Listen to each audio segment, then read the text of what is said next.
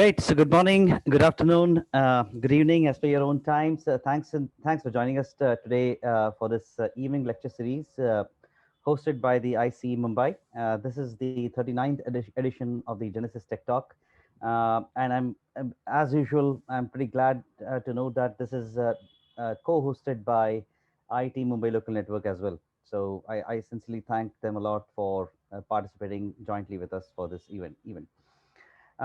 I'm quite sure that we will all enjoy today's interesting tech talk. We have all our three speakers for today evening. I think, as is said, normally two is better than one. We have three, So I'm really looking forward to having this tech talk, and we have all the three speakers with us right now. So before we get going with our tech talk, I would just like to touch upon what IC is doing in Mumbai, just to give you all a brief sense about the kind of activities we are involved, the kind of focus we have within the Mumbai region, and so on and so forth. And I will be more than happy to welcome any one of you to come forward, volunteer, be a part of what we are trying to do, join hands with us, and contribute in any small or big way you would like to. Thank you very much. So. Uh, Okay, so let's move on to today's session. In fact, we received about 60 uh, registrations for this particular event. So I'm pretty excited to have each one of you from either ICE or IT or from within our own network uh, associated with ICE in some way or the other. So quite glad to have you all on this call. For we note that typically we have a significant number of people who are not affiliated to any professional institution, and generally that figure is about 20 to 25% of the total number of people who register. But most of you have shown interest to be associated with IC. So feel free to approach me. I'll be sharing my contact details with each one of you. Feel free to note it down. Contact me if there is any interest for you to connect with IC in any way. There are multiple ways to do that, and I'll probably briefly talk about that in my presentation today as well. Um, Right. So that's the management committee we have. I'm pretty glad that we have industry solvers as our think tank, thought leadership. All that is actually available within the IC Mumbai team itself. I'm pretty glad that we have got a very good representation on a committee across the entire cross section of the civil engineering fraternity itself. Um, we have people representing consulting houses as well as construction team and academicians as well. So I'm pretty glad that we are very well represented from the industry, and we hope to work on multiple different fronts. And I'll probably share some of the things that each one of my team members are actually focusing upon. So as you see, the kind of initiatives we have undertaken within the Mumbai region includes aspects associated with diversity and inclusion. And Sindhu Nair, who has been one of our teammates, is actually leading that. So if anyone of you is actually specifically interested in associating with us on the Women in Engineering Initiative or diversity and inclusion side, feel free to reach out to her. And I'm pretty glad to let you know that next week on the 15th of December, we have got a very specific activity associated with women in engineering and diversity and inclusion. And we will have Dr. Preeti Parikh, who is a fellow of IC. She will be sharing some interesting thoughts and her experience of having been exposed to engineering across the globe, and share some interesting perspectives about how she's contributing, and will be very inspiring a lot of women engineers to come forward and contribute in their own wonderful way. Um, as a lot of you know, probably IC is one of the oldest institutions. It's been around for more than 200 years, with over 95,000 members across 162 countries. So the overall coverage is pretty extensive. I don't know how many more organizations are so very well represented globally as much as IC does, especially when it comes to civil engineering. Uh, Being a member is obviously a prestige. I am myself extremely honored to be a part of IC. The kind of legacy it has, the kind of people it brings in, the kind of interactions we have at this wonderful platform is simply wonderful. And I'm really extremely blessed to have the right people from the industry on my committee and actually helping us out, um, provide the thought leadership in multiple different areas where IC is actually keen and interested.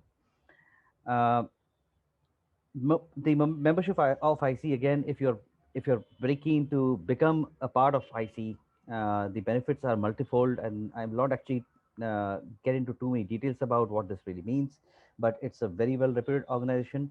Uh, Being a chartered member of IC means a lot to the industry itself, and very well recognized across multiple different countries, including UK, South Africa, Middle East, and many other countries in Europe, as well as Australia and New Zealand. Um, so those are the resources that are available to any member of IC. So if you're interested to know more about any one of these, feel free to reach out to me. I'll be more than happy to share these links with you.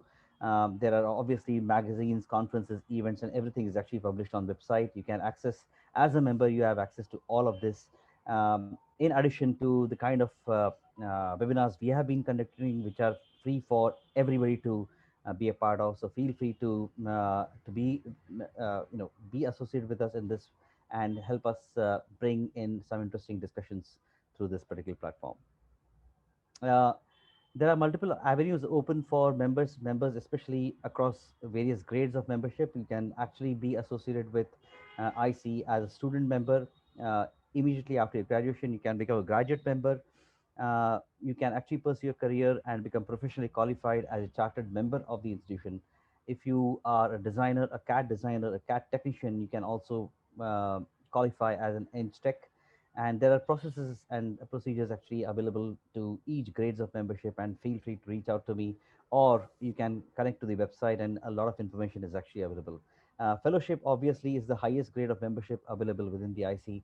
So, if you're interested to know more about each of these grades and what it really means to you as a professional in the industry, and whatever makes best sense to you, you can actually pursue those opportunities with becoming a member of IC. Uh, at IC, we always try to be relevant through multiple different events, multiple activities that we are conducting within the Mumbai region.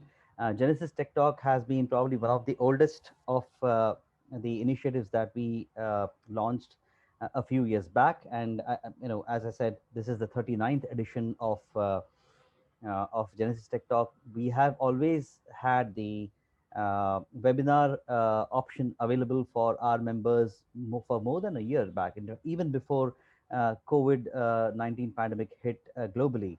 But I think that just helped us be ready to embrace the change and practically bring all of these events out to everybody across the globe through webinars. And I think this has been a big success in my view as far as Mumbai Genesis Tech Talk is concerned. This is, I mean, this 39th edition, this is alone the 20th of its series that we are doing only within this year itself. So it's been very successful.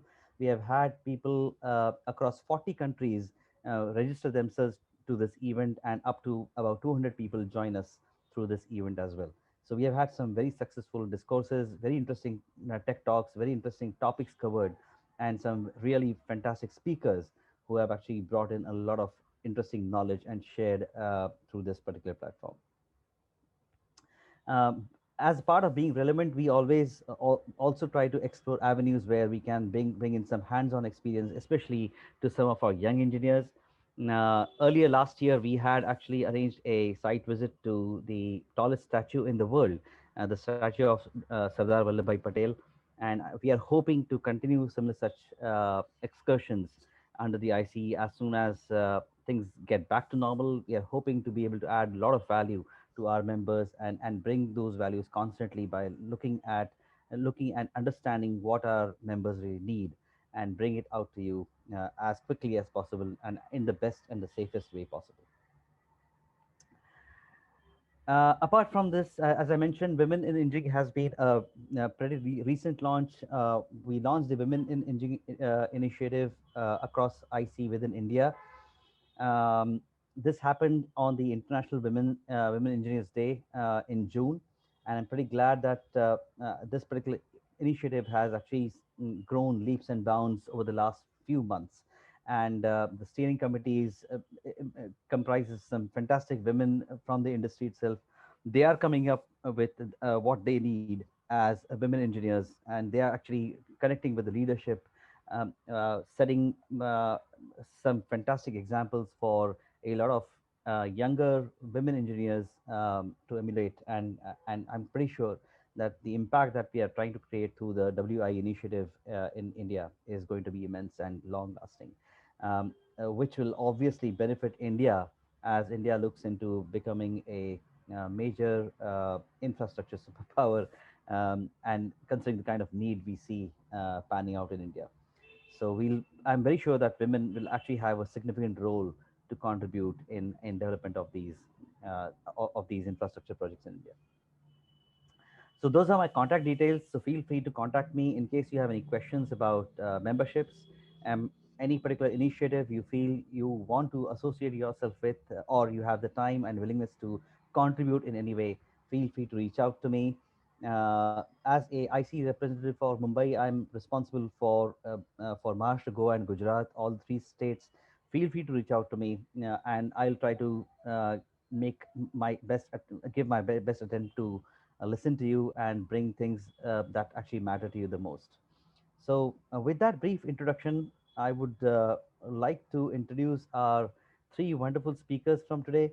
Rachel Petter, we have Alex Lamb, and both they work for the same company, Black and Veatch, similar as mine.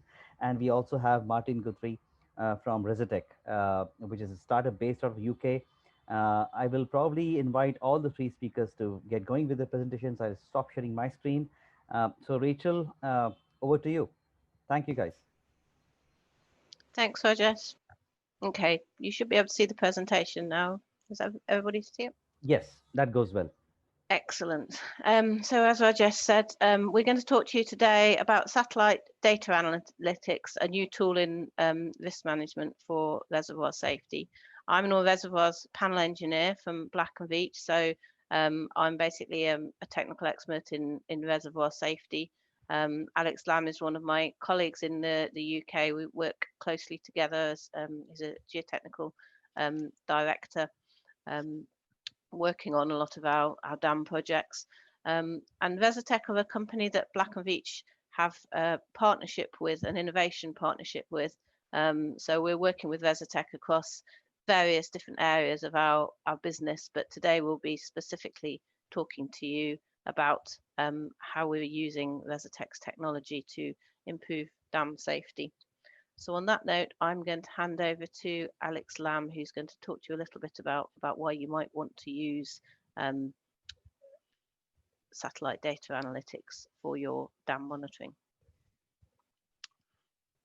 Good evening to you all. I think it's worth starting off is why we might bother monitoring at all before we look at why satellite monitoring might be important to us.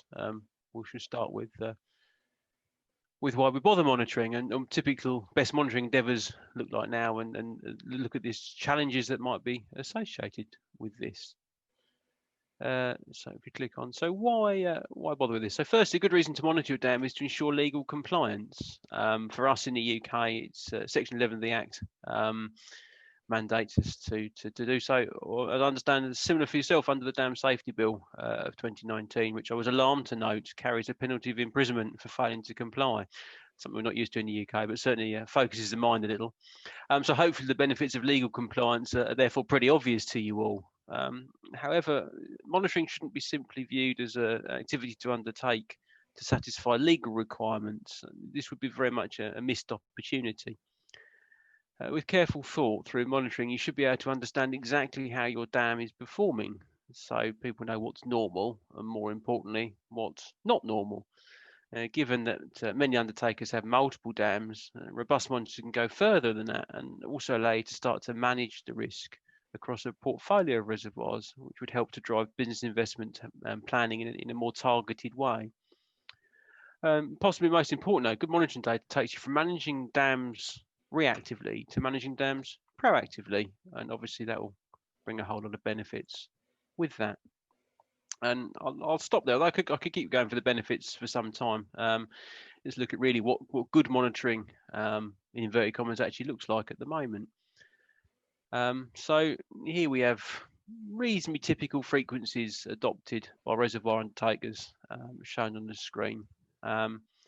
So you have a weekly visual inspection, maybe a monthly reading of any piezometers, assuming you've got any in the dam structure, and flow monitoring, which may be a similar time, maybe quarterly, and then once a year or so, maybe a level survey to see what it's all looking like. With ever cheaper electronic systems, we see a trend towards remote, real-time piezometer and ultrasonic type flow measurements. However, level surveying is still very much, for the most part, an annual event, and this might be enough to satisfy panel engineers and general regulatory requirements, but it does have some limitations. Firstly, a single reading annually doesn't pick up natural variations from, say, water levels, temperature, rainfall, or other cyclical type events, all of which are likely to have some impact on the readings. And this means you're missing the understanding of what's normal for this particular dam, and therefore what any results might be trying to tell you about the current performance. Also, on a very small data set, it becomes difficult to understand what, if anything, is statistically important. So if we have a quick look at a typical set of data, so this has been cleaned up a little bit already. So there's only really two common issues remaining, and this is something we see a lot of. So this is the crest level for a series of monitoring points across the top of a dam. And in 2016, something clearly happens because all the levels drop by around about 100 millimeters. This doesn't really seem feasible, but nobody worries about it because it's written off as a benchmarking error for the next 12 months until the next time it's done. And everybody hopes that the 2017 results are better. And then in 2018, a single point dropped, but all the other points stayed the same. This is written off as noting maybe it was clipped by a lawnmower or is a bit wobbly or there's some other similar issue. So again, we may ignore it for 12 months because we don't have this level of data. As movement data can be quite noisy, normally have no other data set to compare the movements to other than a quick visual look of, looks all right. It's very easy to explain away data, but you always run that risk of throwing out important trends with the noise. One final thought on limitations. Monitoring accuracy and repeatability are not the same thing. So the instrument used for level surveys can measure to tiny fractions of a millimeter, but this does not mean that the survey that is currently being carried out is that accurate. Repeatability tends to come into play. How static the benchmark is, how clear the level markers are, how battered the base of the staff is, how careful the surveyor is, and many other things come into it, which further complicates the capturing of level data.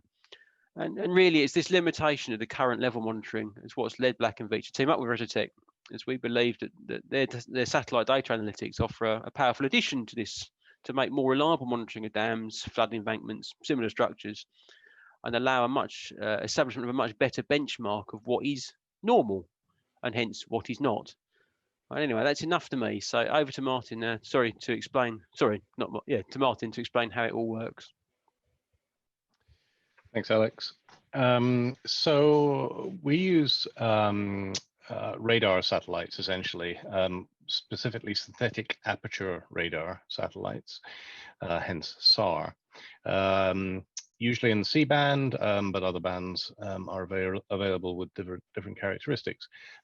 And these are not new technologies in themselves. As it says here, lower resolution and longer frequency satellites have been in orbit since the early 1990s. However, it's only within relatively recent times, 2015 onwards, that satellites have been launched that give you reasonably high resolution and reasonably frequent revisit cycles. So the resolution itself is important because obviously you want to be able to see things in reasonable detail, although that is not a measure of the accuracy of movement you can see. I'll explain why in a second. And the revisit cycle is important because that dictates how often you can get readings, measurements, essentially. The other thing to say, as it notes here, there are Sentinel-1 satellites have been launched since 2015. In fact, there are currently 2 radars or SAR Sentinel-1 satellites in orbit. So for most parts of the world, it's possible to get a 6-day revisit cycle. And that means you can offer movement updates are basically on a weekly basis if required. For dam monitoring, most of the time, once a month is probably sufficient, but that extra frequency of updates is available if required. Now, a synthetic aperture radar generates something called, or it's combined with a process known as interferometry. And this generates something called interferograms, which this is a pretty color picture of. That in itself does not help you a great deal. It has to be processed significantly to get useful data out of it. And interferometry, as well as looking at the bare signal that comes back, it looks at the phase of the returned synthetic aperture radar signal. And that allows you to see movement in the order of millimeters. 1 to 2 millimeters is fairly typical. And if you can process the noise out of the signal further, it's even possible to get sub-millimetric levels of movement. Next slide, please, Rachel. So just to give a couple of examples before we get onto dams. So this is a SAR analysis over the course of a year of the greater Las Vegas area in Nevada, and you can just about make out blocks of the city underneath that patch there. And it's looking at terrain motion, ground movement, over the course of the year, both subsidence and uplift, subsidence in red, uplift in blue. There's very little uplift, but there are patches of subsidence, but the vast majority of these, although it's not obvious here, are actually man-made. So the reddest, I suppose, part on the right-hand side there is terrain work, groundworks that have been done to dig drainage channel and catchment areas for flooding. Some of the central patches of red are mostly to do with roadworks, where they have stripped off tarmac on roads and thereby lowered the level. There's very little natural movement. It's pretty stable ground. Next slide, please, Rachel. This is two things. On the left-hand side, a map, obviously, right-hand side, a SAR analysis. This is actually an area just to the east of Pasadena in greater LA in California. And the purple lines on the picture on the left are actually the fault lines, seismic fault lines in that particular area. And when you then carry out the SAR analysis, the ground motion analysis, you get what you see on the right-hand side, which is pretty clear delineation in between those fault lines. The large blue patch is heave, where the ground has risen up, in most places by at least 4 millimeters over the course of the year. And outside these fault lines, there's practically no heave. There are some areas of subsidence and some areas that are relatively stable. But it gives you a nice example of the sort of things you can do with this. Next slide, please. Okay, so in terms of using this technology for dam monitoring, we do two things. First is the structural movement monitoring that I've just described using SAR or INSAR when you combine interferometry with synthetic aperture radar. The other thing to mention about these satellites is they started being launched from middle of 2015, commissioned from late 2015, and all the data has been kept ever since they were launched, which means it's possible to carry out retrospective analysis basically over the last currently 4 years. Obviously, that length of time is increasing as time passes. So you can essentially look back in time at any point on the globe to monitor ground movement. And in terms of dams, this can be very useful either if you don't have or weren't able to take level measurements at the time. Although, of course, this is offering greater temporal granularity as well. Whereas in the past, you might have taken annual level readings, as Alex has just described. This gives a possibility of at least monthly or perhaps more frequent level readings. And this is retrospective as well as ongoing. So as I say, you can look back in case readings were missed, but it also gives you the potential for more resolution in terms of time. And this is primarily aimed at detecting anomalous movement or deformation. And the way you do this is because you've got a much higher density of readings, you can start to analyze the trends of what is normal for any given dam. and then look for anything that might fall outside those normal trends, i.e. Be anomalous. And you can correlate this and look at trends that might be expected or normal, both in terms of the normal dam movement, but also things like seasonal ground movement. By that, I mean, basically you tend to get sinusoidal movement in the ground over the course of a year, because in the wet season, obviously it rains a lot, the ground absorbs the water, it tends to expand. In the dry season, it's much drier, the ground dries out and contracts. And as I say, you get sinusoidal movement. And it's very common for dams to correlate with that sort of effect and normal. And the idea really is to look for, as I say, trends that might give you indications that something is amiss, not necessarily as an early warning per se, but something that might need to be investigated in more detail. The other side of things is vegetation monitoring. And for this, we use optical satellites, specifically around the infrared area, both in terms of moisture in vegetation in those areas, but also the rate of growth of the vegetation vigor, as we call it. Both of these are proxies for potential seepage, depending on the dam itself and its type of construction. It doesn't have to just be concrete or stone. This applies equally well to earthwork, embankments and things like that. And again, retrospective analysis going back in time for the last 4 years is possible. If nothing else, this helps you set a baseline, both in terms of the ground movement and the moisture analysis, so that when you start monitoring on an ongoing basis, you know what normal is already. Next slide, please. And really, there's probably three main areas of benefit to dam owners and operators. Obviously, safety being one of them. The more you know and the more data you have about your dam, the more the reduction in risk of potentially catastrophic failure. Also, it gives you ways to proactively meet safety and regulatory obligations or exceed them in some cases. And there may be potential spin-offs from that in terms of insurance, for example. It can help reduce health and safety risk exposure for staff because, of course, this is completely remote. We need no specific information about any given dam other than where it is or what it's called. Either or works pretty well. Nobody has to visit site at any point to be able to take these readings. And it's another way of demonstrating duty of care, of course, to whoever the stakeholders may be.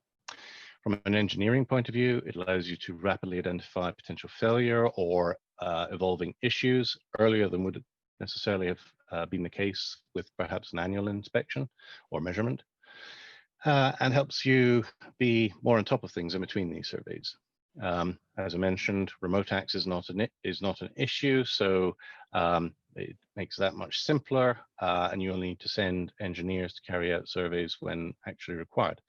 And of course, during pandemic, when social distancing is an issue, this is even more of an acute thing. And it helps you prioritize your resources and your engineering deployment, so it helps you budget better. From an operations point of view, obviously it's reducing the risk of asset failure generally. Cuts your non-targeted inspection and maintenance costs. In other words, you don't have to react necessarily without warning to things as much as otherwise would have been the case. And it helps you target and prioritize both your capital expenditure and your operational expenditure, and just generally drive operational efficiencies. Next slide, please. So I thought I'd show a few slides of a real dam, a real example. So this is a water company in Australia that we've done some work with, who wanted us to look retrospectively at their dam. Dam's called Grahamstown Dam in New South Wales, operated by Hunter Water. And so they wanted us at the time to look at 2018 and 2019 because they'd not been able to carry out level measurements themselves during the course of those 2 years. Primary reason for that being that they had a roadway running along the surface of the embankment that's shown here in this picture, with a fairly high speed limit on it. Can you hear me, Rachel? I've lost sound. Yes, I can hear you. Okay, I thought I'd lost sound.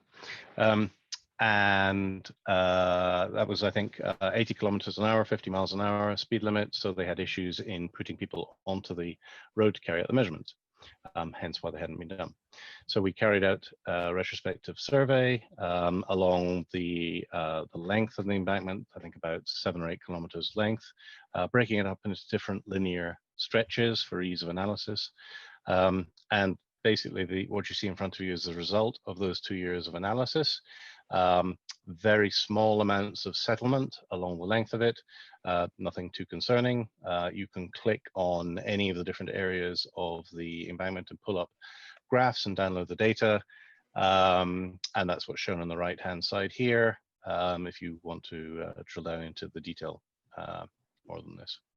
Next slide, please. One of the other views we offer is the ability to zoom in on a temporal basis. In other words, rather than just look at the whole period of time, in this case, a 2-year period, you can zoom in into individual readings or groups of readings using this sort of time slider arrangement at the bottom. So you can select the time period you're interested in and zoom in to look at particular areas of movement that might be something you want to look at. Next slide, please. The other thing I mentioned is monitoring vegetation as a proxy for seepage. So this is something we do on an ongoing basis with a view to looking at the trends and specifically for anomalies that might be worthy of more investigation. And in this particular case, it threw up a couple that we discussed in detail with the client, and they were actually able to explain all of them, and they weren't surprised by them. Obviously, we had no prior knowledge at the time, but it was nice to see it working. Next slide, please. And this is just a similar sort of arrangement as one of the ground movement slides I showed earlier. But again, this is looking at the moisture over the period of time over the course of the 2 years. And you can certainly see a seasonal or a cyclic effect where it's wetter in the winter and drier in the summer.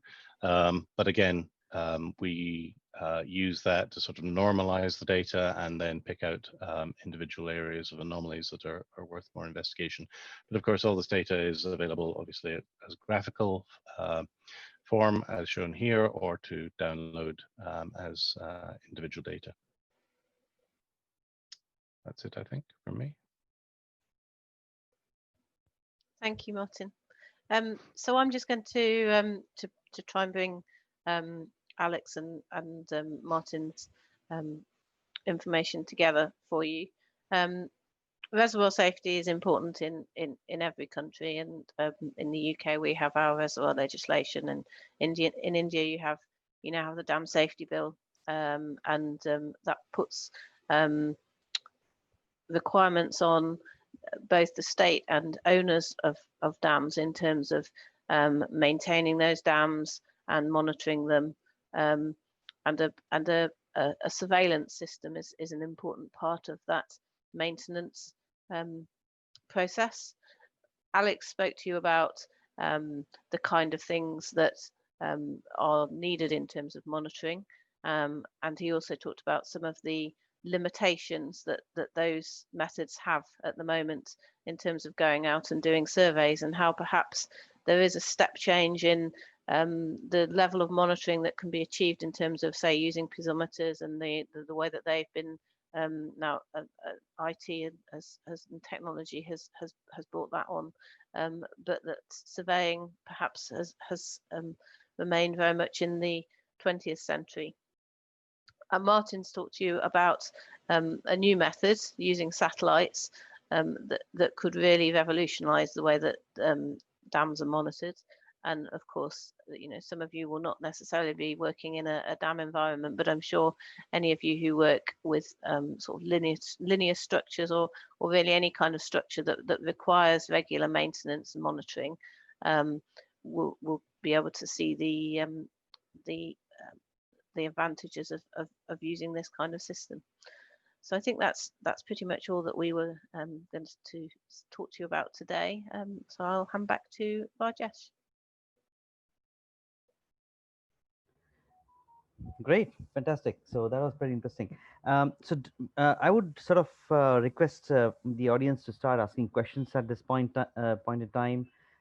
In the meantime, probably we can also just try to understand from probably Martin, what are the regulatory issues associated with getting satellite images?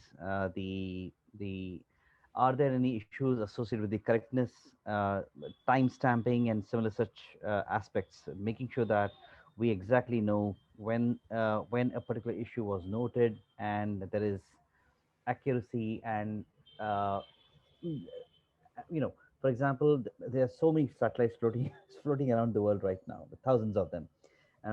Which a satellite is actually able to give us the right kind of data that we are actually looking at?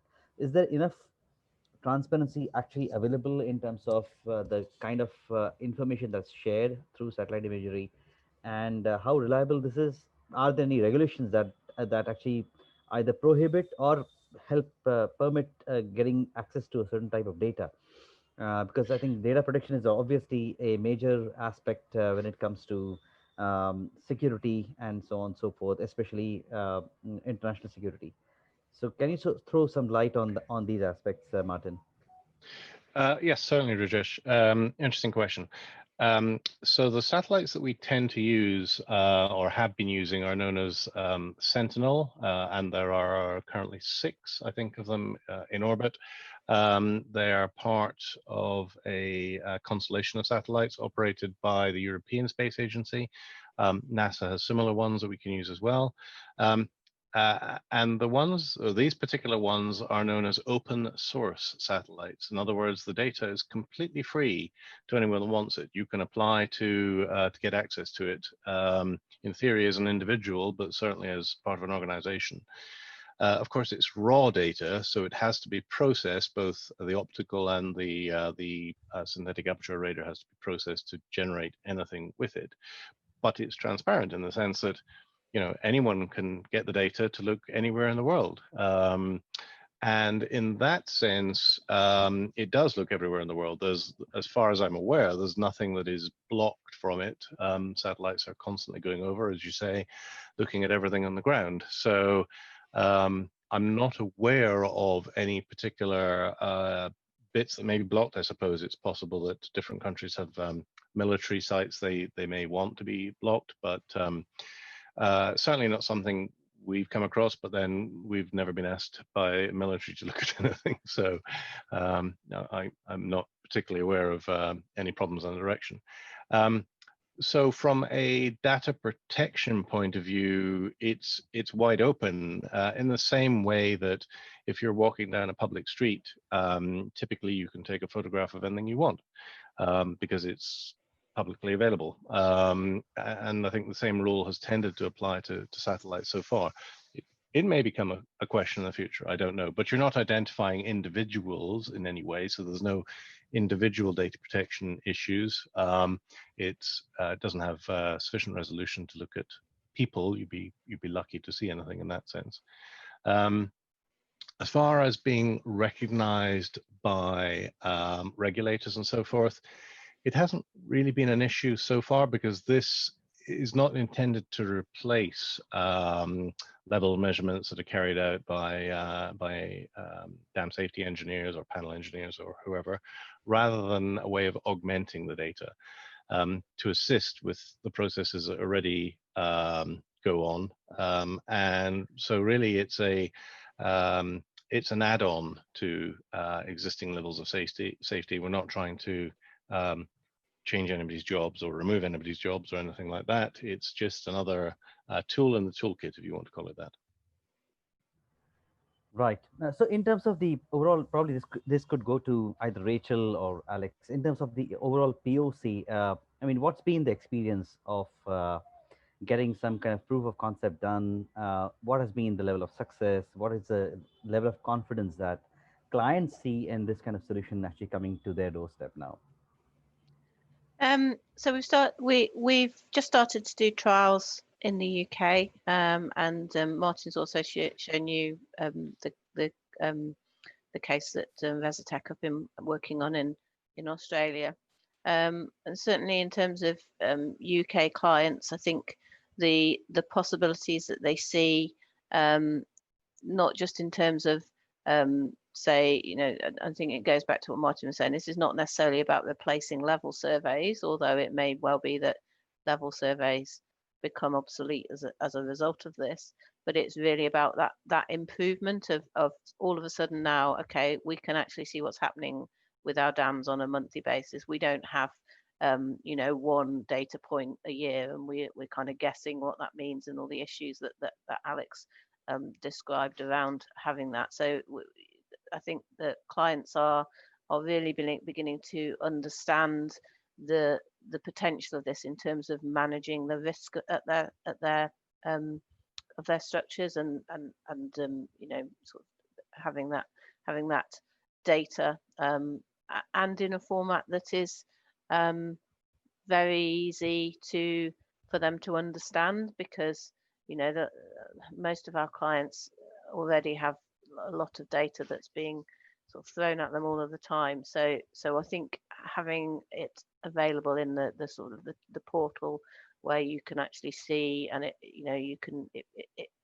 feel your way around it, you can click and see the graphs, that kind of thing. It is, it's not as important as the satellite data itself, but it certainly is a massive step forward in terms of making that a usable data set for clients, and that's something that they really value.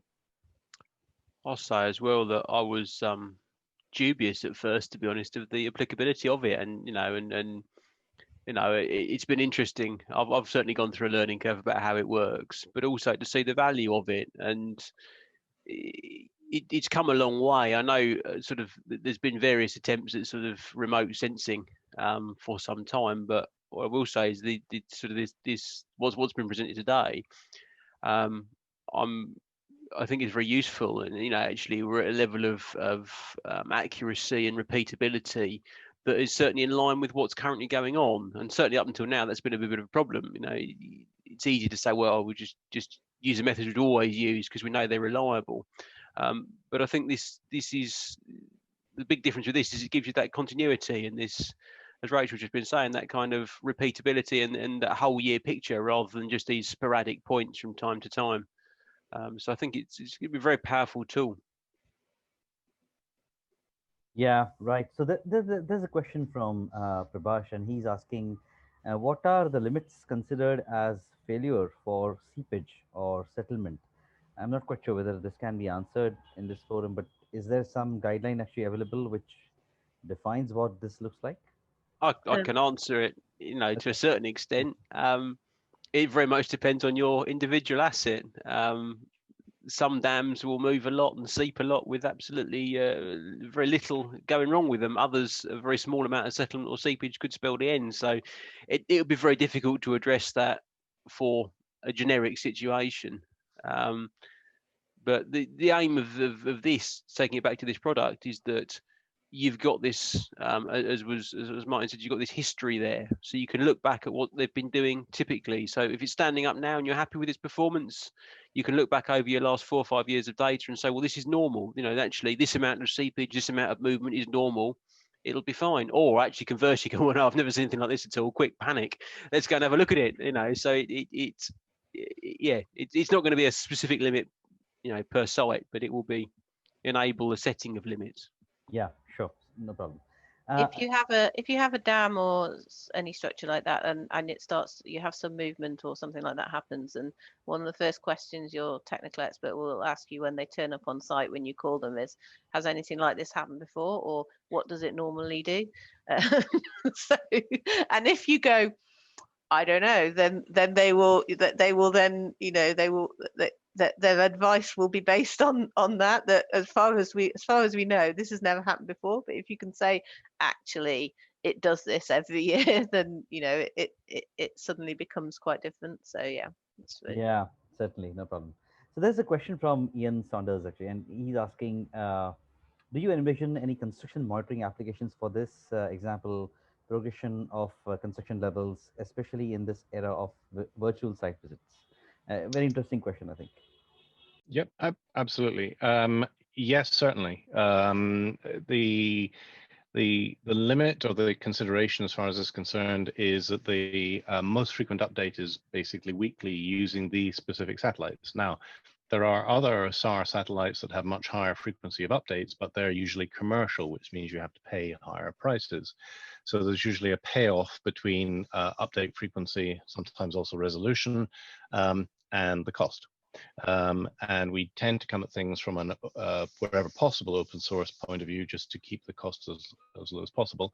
But if you're only looking for, say, weekly updates, then it would be entirely applicable to monitoring construction levels, yes. Right.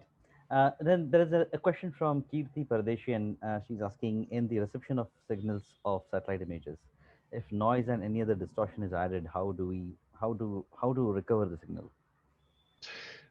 So in terms of the transmission of the signal, I'm not entirely sure whether she's asking about the signal that the satellite receives looking at the SAR bounce back, or whether she's talking about transmission to the ground. Transmission to the ground, all the data is error coded so that you can always, or mostly always, receive the actual data that's being sent. And actually, that's something that we don't manage. That's because we don't own or operate any satellites. It's the European Space Agency or NASA or whoever else that worries about that stuff. And potentially, it's possible to lose data if something goes wrong, of course. So it's not a guaranteed service because they're not charging for it. But if you mean in terms of noise that gets into the signal that you're bouncing off the surface of the Earth, there are a number of techniques, both proprietary and in public domain, for extracting or reducing the noise from the data that comes back. And actually, that's where the real our particular area of specialty is two things. One is the processing of the signals and the analysis of the data.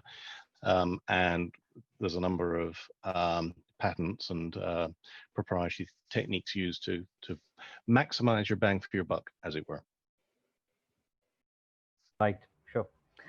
There's a question from Parisha Bhatia, and she's asking probably, are there any data sets that are available for students to practice or prepare a project on?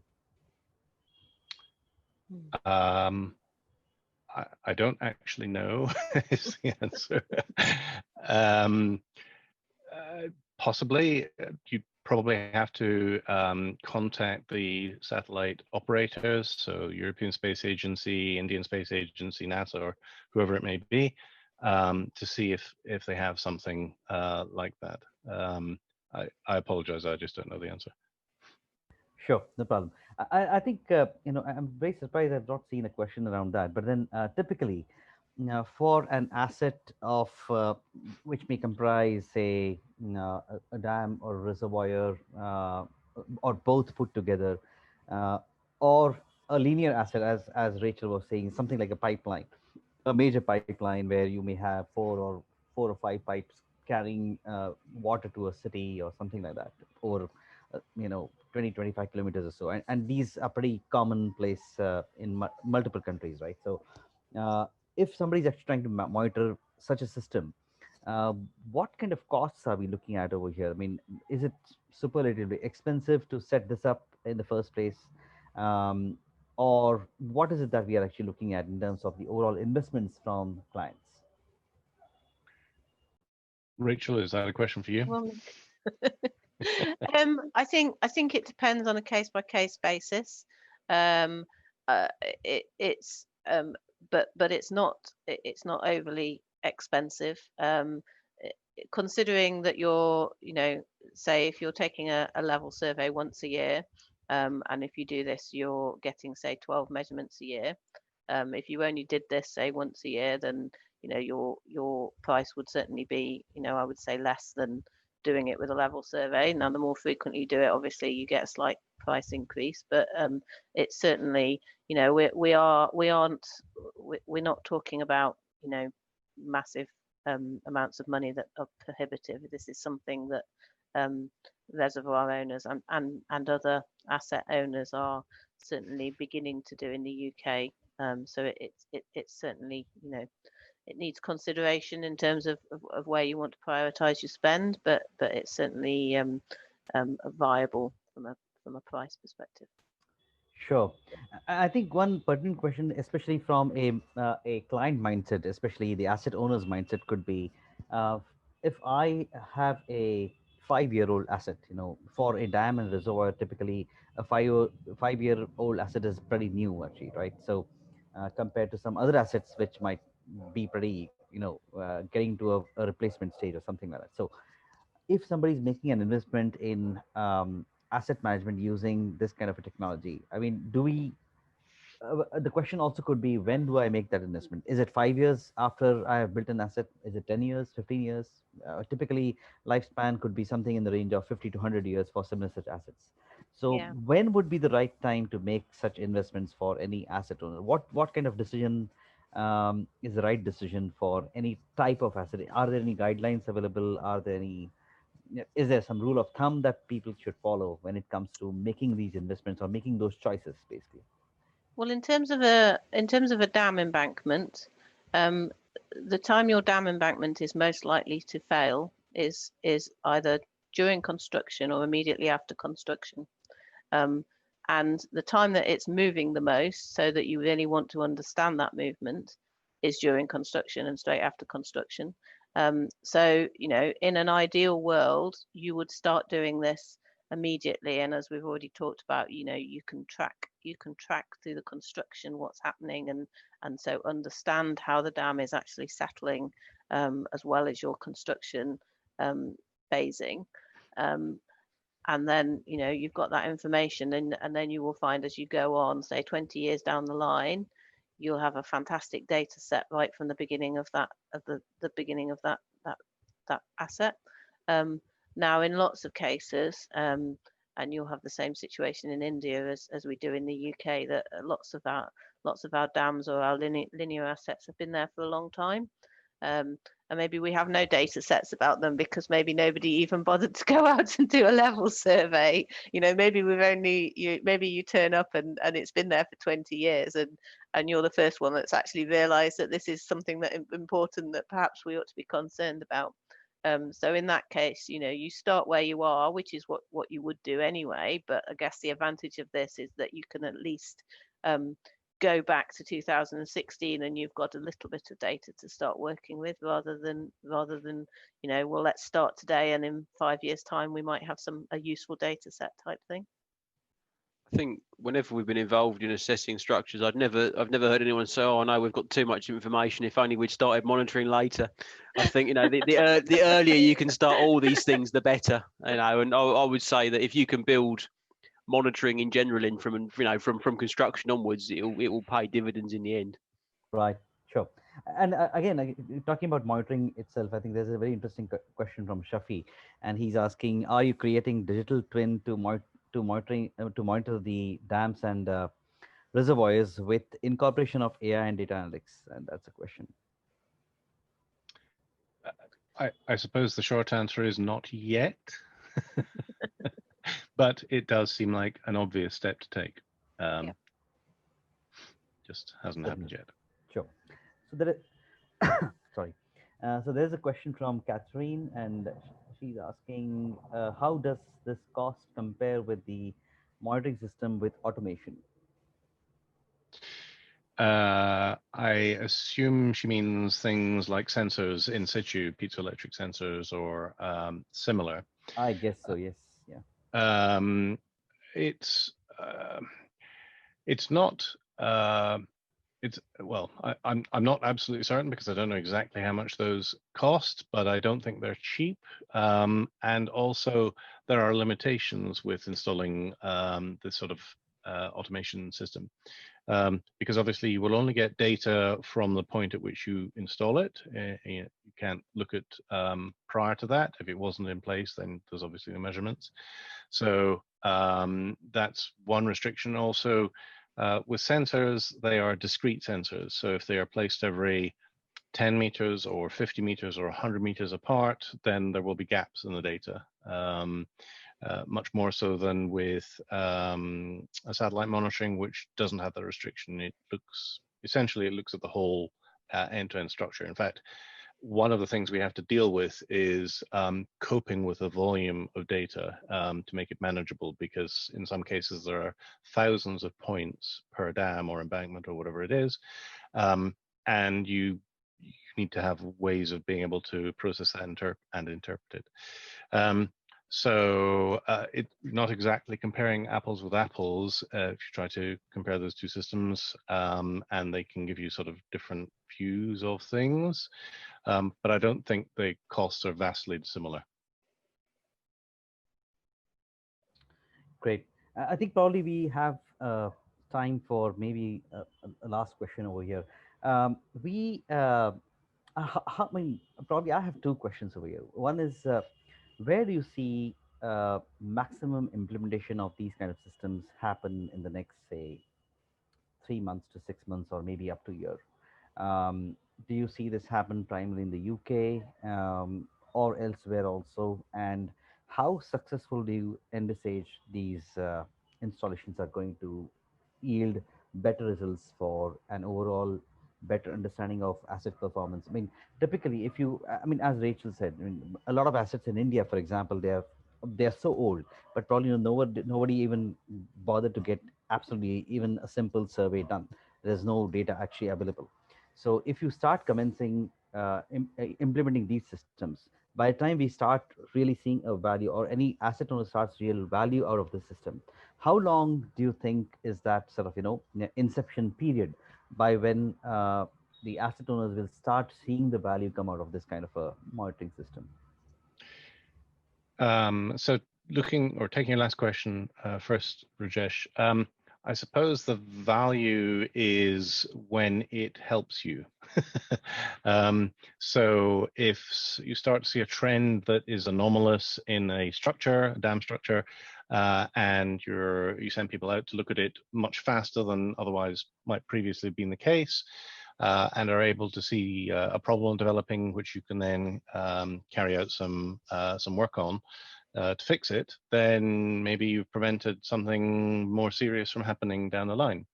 Of course, preventing calamitous things from happening is an unrewarded job, I suspect, to a certain extent. The reverse, of course, is equally true. If something calamitous does happen and you didn't fix it, you're likely to be punished. So it's one of those jobs, I imagine, that you tend not to be rewarded for doing properly. So as to speed of adoption and countries, well, currently the technology itself works equally well all over the globe. It is literally looking everywhere all of the time. And we're in discussion with people in Australia, obviously I mentioned, New Zealand, Canada, the US, India, the UK, South America, you name it, pretty much everywhere. As to how fast it's likely to be adopted, well, Rachel and Alex and I have discussed this before, and we suspect there may be a domino effect comes into play. So you'll get some early adopters that want to try the technology first, but as industry appreciation for this technology becomes higher, then it seems likely that more and more people will jump on board. And as more and more case studies and examples get talked about and shown and so forth, that's likely to help. Of course, the other thing that might happen is insurance companies may well become aware of this sort of technology. And then, of course, if something bad happens and it's reasonably well known that this technology is available, they may well turn around and say, well, why weren't you doing this? And then you might see insurance premiums being linked to the sort of technology or the rate of monitoring that you're able to deploy. So we think it could snowball. And I think also a lot of dam owners and other asset owners have multiple assets. Yes. And when you're in that situation, anything that, you know, I don't appreciate what Martin was saying about, you know, it's unrewarding to avoid calamitous events. But essentially, if your job is to, you're the person whose job is to manage, to make sure they don't occur, and you've got, say, 100 assets, then having something that where you know that it's, you know, that's your eyes and ears for you is very valuable. So it's valuable in terms of the time of the people who are responsible for managing these assets, because all of a sudden they can say, well, we know we're doing that satellite monitoring every month, and we know that that system is going to flag something up to us, and therefore we can focus our attention on, you know, dealing where there are issues, rather than worrying about whether we actually know what's going on with, you know, the other 99 assets, that actually there's nothing there. So it does help you to focus on where the actual problems are. Just going back as well to the idea of when value might start, especially just saying with very old structures you don't have any data on. In real terms, this starts to provide value much quicker, because of course if you come across one of these structures and you don't know how it behaves, you start to put monitoring instrumentation on it. It's going to be a long time before you've seen even a season. It's a good year before you've even seen one seasonal cycle of behaviours.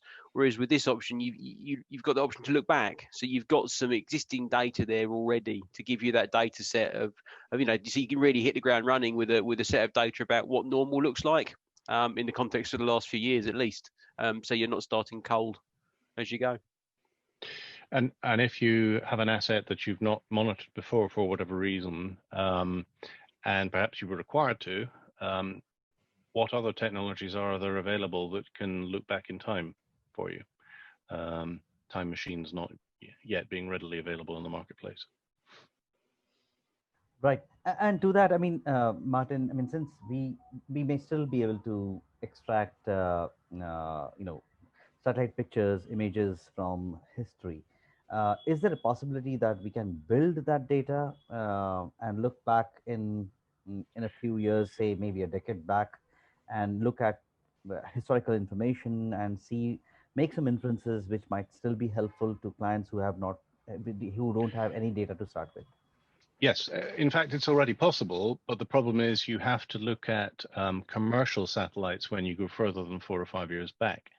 So there then comes a cost versus benefit equation that you need to consider. So the cost will go up considerably if you want sufficiently high resolution and sufficient number of years going back. But as you say, Rajesh, as time passes, as time goes on, more and more of this more economic data will be available. So at the moment we have about 4 years. Next year it'll be 5. The year after that it'll be 6, and so forth. So the bank of historic data will only increase in size. Yeah, absolutely. Yeah, sure. So I think with that, we'll probably close the session. We have already crossed the time. So thanks a lot, Martin from Resertech. Thanks, Rachel and Alex, for a wonderful talk today. And I think we have all learned a lot about satellite imagery and how we are trying to use AI and ML on top of that information to help us improve safety of dams and reservoirs. So thanks a lot for doing this. I would just like to once again remind all the attendees that, you know, next week, 15 December, we are doing a session by Dr. Preeti Parekh, and she is a fellow of ICE. She's based out of UK, and she is going to talk about shaping your own journey in engineering. This particular event is actually supported by the Women in Engineering Initiative of IC India. So please feel free to register yourself, and you will see a link and details published in the IC India LinkedIn web page as well. So thanks a lot, everybody. So thanks a lot, and have a great evening. Bye-bye. Thank you. Thank you. Goodbye.